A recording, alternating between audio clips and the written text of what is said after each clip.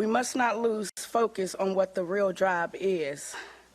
And with that being said, it's time to move forward with the criminal charges because she deserves that and much more. So please continue to say her name, Breonna Taylor. Joseph Haynes Davis runs a law firm in Orlando, Florida, and joins us now. Joseph, thank you so much indeed for your time. Does the payout mean anything in terms of potential prosecution for the police officers involved in this incident? Well, I believe that the payout is indicative of the city of Louisville wanting to do their part in remedying this problem with the killing of Ms. Taylor. It is a civil settlement only. Apparently, according to published reports, the Attorney General for the state of Kentucky is still conducting the investigation to see whether or not charges will be brought against the officers who killed Ms. Taylor. Also, I would submit to you that I would like to see also whether or not the judge who issued the no-knock warrant itself would also be under some type of scrutiny for issuing the no-knock warrant in this instance.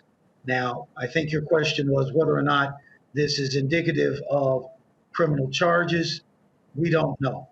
According to reports, again, a grand jury has been paneled, but it sometimes takes time for the investigation to be complete and for the grand jury to do what they are charged to do in instances like this.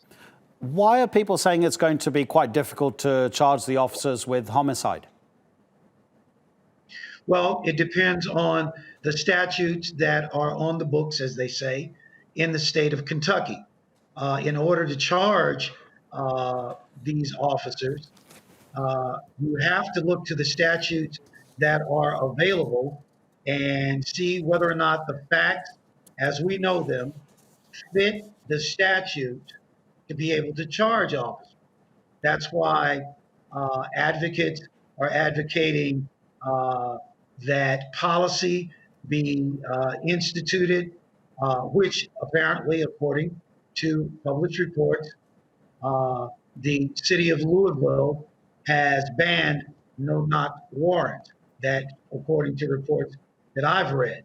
So the other matter, or the other issue, and the other element is whether or not legislative action will happen to put teeth in statutes which will allow the prosecution of rogue police behavior, which may be the case here.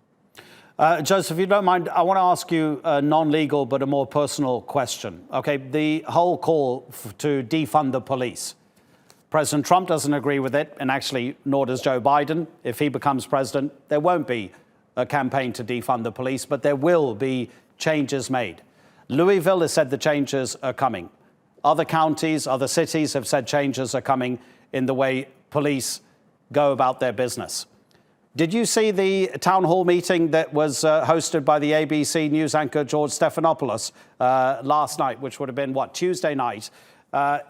George Stephanopoulos asked Trump if the president believed that police shootings of black Americans are a systemic, endemic problem.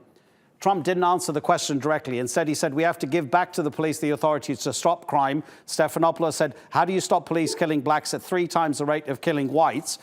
Trump answered this. He said, I can only say this, that the police in this country have done generally a great job. He said, okay, sometimes they choke under pressure, and that's tragic.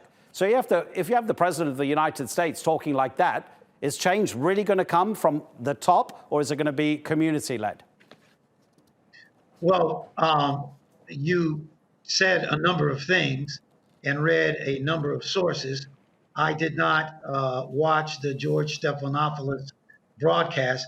I can tell you that the change that probably is needed has to come legislatively in the form of statutes when rogue behavior happens by police.